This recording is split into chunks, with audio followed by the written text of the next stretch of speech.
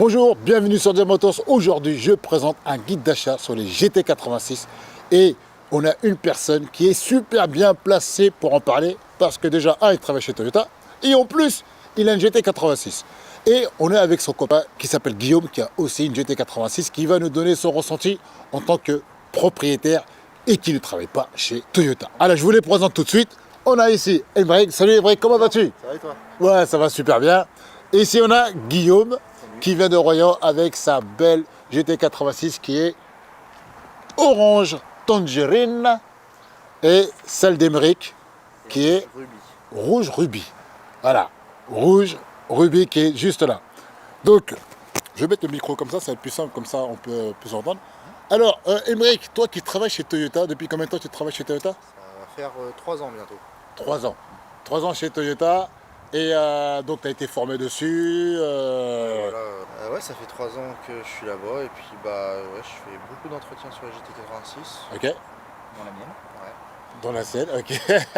Moi, ma question, par exemple, pour quelqu'un qui veut acheter une GT86, c'est quels sont les points à regarder sur la GT86? Est-ce qu'il y a vraiment des points faibles ou... Si les rappels constructeurs ont été respectés, si tous les entretiens ont été respectés, j'ai envie de te dire comme toutes les voitures. Ouais.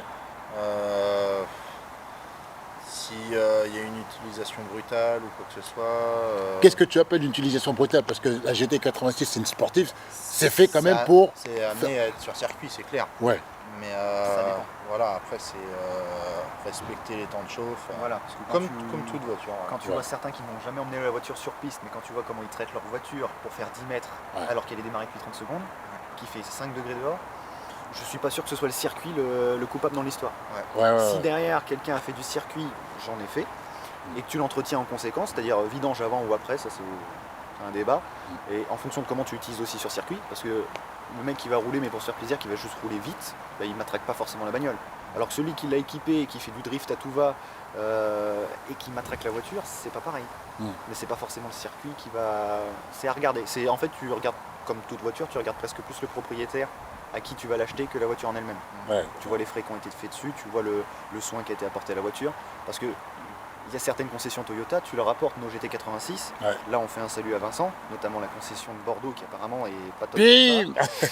On donne pas de nom, il y en a plusieurs, mais quand il a ramené sa voiture pour le fameux rappel des ressorts de soupape, il a entendu le chef d'atelier, parce que sinon l'inverse aurait pu se comprendre. Le chef d'atelier qui a demandé au commercial c'est quoi comme voiture. Il a refermé le capot, il a fait non, vous inquiétez pas, je vais me démerder. Et ils ont jamais revu la voiture. Et c'est une voiture qui a jamais connu de concession Toyota et pourtant c'est une voiture que j'achèterai les yeux fermés. Parce que tu sais que la personne est minutieuse, tu sais que la personne est soigneuse et tu sais ce qu'elle a fait derrière. Ouais. Quelqu'un qui a tout l'historique de ses factures, la moindre filtre à huile qu'il a acheté, il a la facture. Pour moi ça vaut autant que certains historiques Toyota, sachant qu'au niveau des rappels, il y a certaines concessions où il y a eu plus de problèmes après le rappel qu'à cause de la raison du rappel. Ah ouais, Il y a eu des ça, casses, c'est un problème ça. C'est un grand débat, hein, si tu lances les gens là-dessus, t'as pas fini, mais oui, effectivement, des fois il y a eu des casses à cause de l'intervention plutôt qu'à cause du fameux ressort de soupape qui serait incriminé pour le rappel. Quoi. Bon, on est tous d'accord quand même, c'est une voiture qui est fiable. Parce que quand tu les Oui, vois voilà. arriver chez Toyota, C'est clair. On est C'est très clair, mal y a parti pas de- là-dessus, y a mais pas de- globalement y a pas c'est de- une voiture fiable. Non, il n'y a pas de problème là-dessus. C'est un moteur fiable, c'est un moteur Subaru. le EJ20 Voilà, atmosphérique. Un beau flat 4. Oui, très fiable. Qui sort bien ses chevaux. Enfin, pas entièrement, mais Voilà. il sort, On m'a dit faut compter dans les 180. Voilà, officiellement c'est Ouais. 200, mais apparemment en France européenne, on est sur du 175-180. Ouais. Comme toute voiture qui a des organismes, enfin des organes de dépollution. Forcément, si tu les fais sauter, tu gagnes un petit peu. D'accord. Mais on prend notre référence, notre copain de 86, Vincent, qui lui a préparé sa voiture pour la piste avec reprogrammation Flex Fuel, Delicious Tuning, cartographie sur mesure. Ouais. Lui, il est pour le coup dans les 210 chevaux, je pense qu'il pourra confirmer. 200-210, mais lui, il les sort véritablement. Ouais. Et rien qu'une 86 qui sort véritablement ses 200 voire 210 chevaux, c'est pas la même voiture. Ouais. Pour une montée dedans, c'est pas la même voiture. Elle est transformée. Elle est transformée. Ça a une reprise parce qu'on a sur nos voitures, donc ça va jusqu'à 7005, mais on a le fameux trou de couple où entre 3005 et 4005, Elle est extrêmée. en dessous c'est très coupleux au-dessus, c'est très couplé, tu sens le coup de pied au cul qui arrive, mais entre les deux, effectivement, tu manques de pêche et tu le vois sur tous les diagrammes de puissance. Ouais, on le T'as- voit, je l'ai vu sur. Et même sur la GR86, la remplaçante, il est amoindri et plus haut, mais il y a toujours un trou de couple. Alors, Je crois que c'est dû à l'injection directe ouais, et indirecte, c'est ça. j'avais cru entendre dire ça, ouais. C'est ça.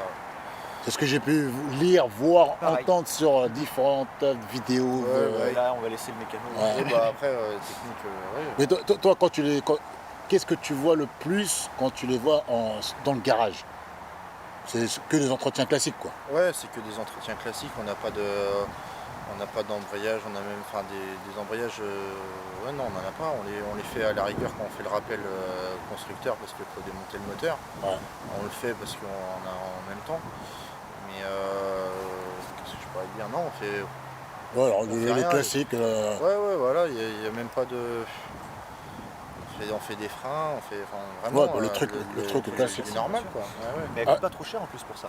Alors voilà, Y a on pas- va parler un peu de budget parce que. Il n'y a pas d'arbre de transmission qui casse ou quoi que ce soit. Enfin, Ouais. faut y aller fort, mais. Tout casse si on en parle là. Tout casse, mais Ouais, j'en ai pas vu encore en concession.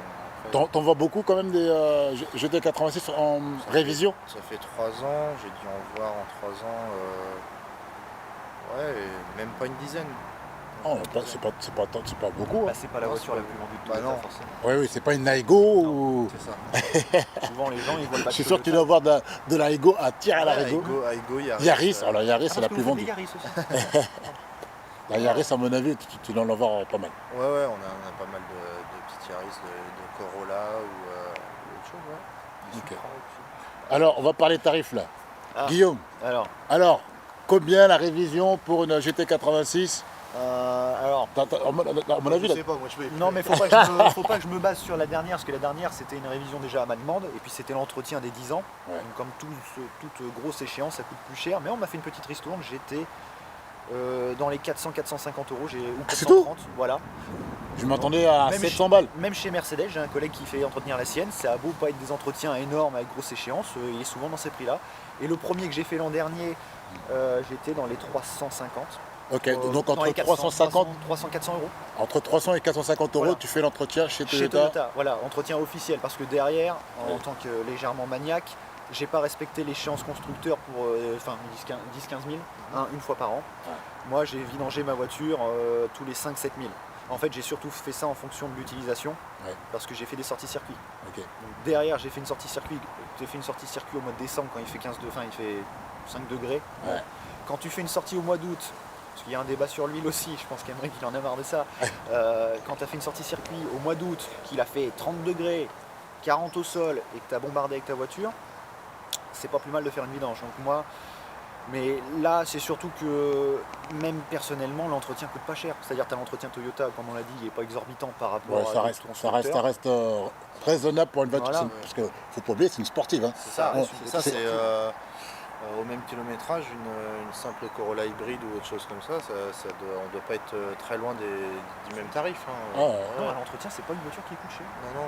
Même Mais à toi- faire soi-même. Et en plus, Ouais, à faire ça on soi-même. leur a dû le dire directement, c'est une voiture qui s'entretient parfaitement soi-même. Hein, bon, moi je suis un flippé de la mécanique, donc j'hésite pas à demander à quelqu'un qui s'y connaît un peu mieux que moi. Surtout que mon terrain n'est pas propre pour enlever la voiture, mais c'est une autre Ouais, chose. ça, c'est un autre débat. Mais- ouais. Euh, Bah, déjà, quand on voit rien l'accès du filtre à huile qui a été Exactement. pensé pour pouvoir être démonté Bah, facilement. Voilà, Bah, même le c'est- bouchon de vidange. Tu as toute la plaque en dessous. Là par exemple mon père sur son Alfa Romeo il serait obligé de tomber la plaque. Nous on a déjà le trou. Tu passes juste ta clé et tu as ton Terminé. bouchon. Donc Terminé. la voiture, elle a été bien pensée Donc dès même le début. voilà, je suis un novice complet en mécanique. À Ah, part moi aussi, ma je suis un E36 et non, ma 106 c'était mon père, mais j'ai fait mes premières armes vraiment là-dessus.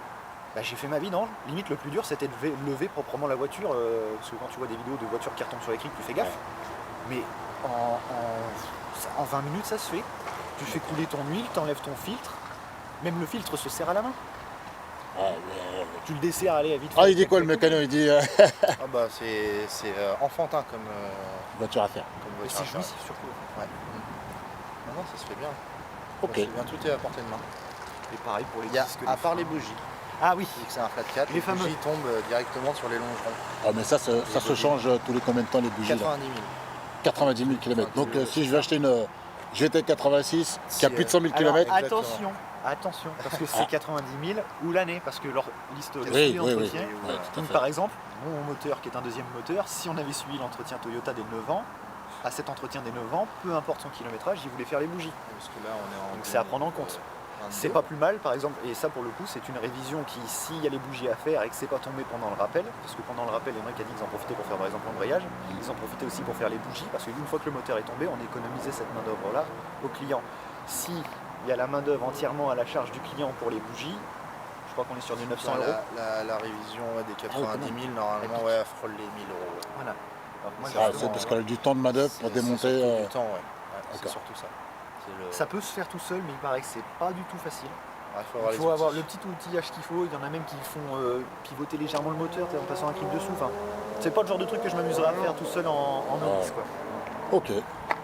Est-ce qu'il a des choses à rajouter par rapport à la GT86 pour à part l'entretien courant d'un acheteur qui veut. Non, vérifier si tout ça, ça a été fait. Bon, après, comme toute bagnole, c'est pas les plus sujettes, mais c'est des japonaises, donc il faut pas hésiter, comme toute voiture, à se glisser en dessous pour les éventuelles traces de rouille. Mais ça, Ouais, il y en a pas beaucoup de. elles sont récentes là. Hein. Ouais, et puis en plus, c'est des voitures qui sont traitées à la paraffine en dessous. Ok. C'est des voitures, elles sont exclusivement faites au Japon. Ouais. Donc, traitement paraffine en dessous, c'est un gel, une graisse épaisse qui colle bien et qui reste longtemps pour éviter la corrosion. Donc là-dessus, on n'a pas de problème. Ok. Après, c'est une voiture qui a que 10 ans. Hein.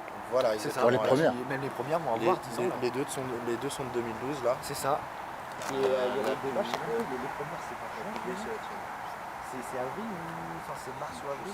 Bon, en tout cas, elle est vraiment propre. Hein. Elles sont vraiment propres.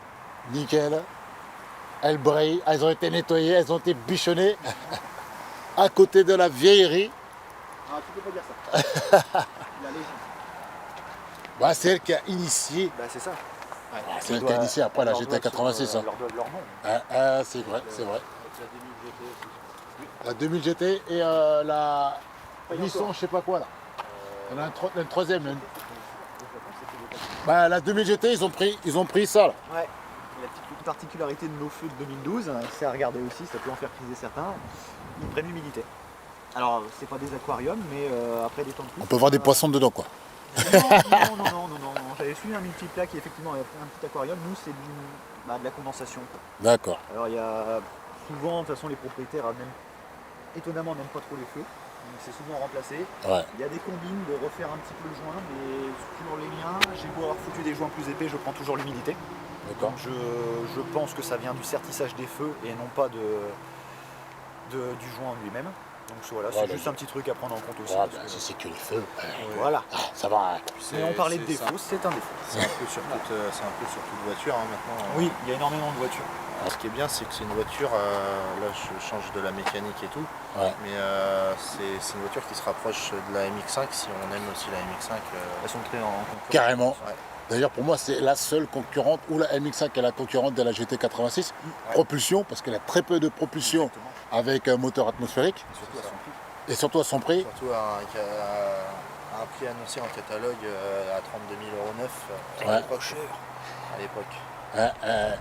Et il n'avait pas le malus à cette époque. Hein. Ah Et non, il y a pas de parce que ça, on va en non, parler ça, aussi. ça sortirait Ça, on maintenant, peut en il y parler. aurait 20 le prix que 000 j'ai acheté euros. la mienne en malus. Ouais. Non, mais simplement, t'as qu'à voir la GR qui est proposée relativement au même prix qu'il était la 86 en 2012. Sauf que tu rajoutes 10 000, 17 000 euros, je sais pas si ça change tout le temps le malus. Ouais, mais, enfin, on est Ouais, c'est énorme. sur c'est les énorme. 10 000. C'est- On est- même ce qui a tué la GT86 ouais. en 2019, c'est qu'elle se prenait déjà un malus de 7 000 euros. Ouais. Ça la mettait en compétition avec des bagnoles où elle faisait pas le poids. Et elle avait pas la prétention de jouer contre elle. Non, mais on est complètement d'accord. Hein.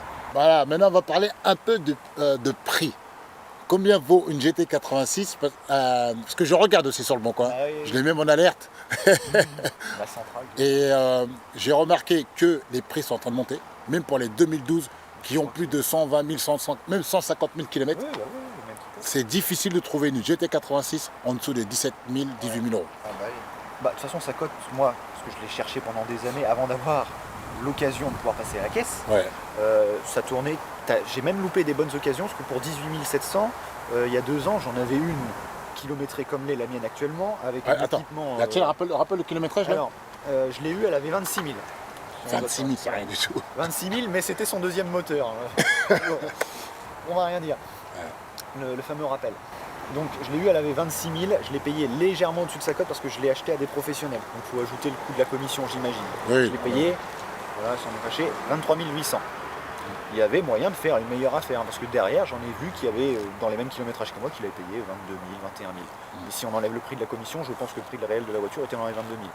Et je regrette à aucun moment, parce que, comme on disait, faut pas hésiter des fois à n'importe quelle voiture, hein, que ce soit une petite 106 ou quoi qu'on achète, à hésiter à mettre chacun son budget. 1000 à 2000 euros de plus si tu sais à qui tu l'achètes. C'est ça. Parce que si derrière, tu as les 1000 à 2000 euros que tu as économisé à mettre, parce qu'en fait, il y avait une couille que tu n'as pas vue et tu dois l'emmener en réparation, là, je savais à qui je l'achetais, je savais l'historique de la voiture, c'est-à-dire c'était son deuxième moteur. Alors certains pourraient dire, oh, elle a été matraquée. J'avais tout l'historique vu procès-verbal, ce qui a cassé, donc on voit bien que c'était un ressort de soupape. Ouais. La garantie prise en compte derrière, les entretiens, tout ceci, l'historique limpide. Donc je l'ai payé un peu au-dessus de sa cote, mais ça m'a pas dérangé. Mais ça tournait toujours, tu avais toujours moyen d'en trouver une dans les 20-21 000 euros. Des fois tu faisais des bonnes affaires pour 19 000 euros. Maintenant c'est vrai que depuis, allez, je vais peut-être dire une bêtise, 2-3 ans, effectivement, quand tu les vois à 18 000 je dirais euros, même pas ça. Hein. Ouais. Je dirais d'ici un an là, parce an. que je regarde, ça fait un moment je que j'ai l'ai pas regardé. sur le bon coin là, Mais je c'est les vrai. suis depuis plus que beaucoup. Bah ouais, Et il y avait un moment où on l'en trouvait à 17 000, c'est ça. Mais 16 alors, 500, t'étais 17 000. souvent proche des 100 000 km quand même. Ah La non, mais partie oui, psychologique. oui, je sais pas, j'ai Après, dépassé les... t'en trouvais effectivement dans CPA, des fois pour 18 000, t'en trouvais, allez, 18 500, 19 000, t'en trouvais qu'il y avait 70 000 bornes. Ouais. Et 70 000 bornes, t'as quand même un petit peu de marge avant d'arriver à la barre psychologique des 100 000. C'est effectivement quelqu'un qui...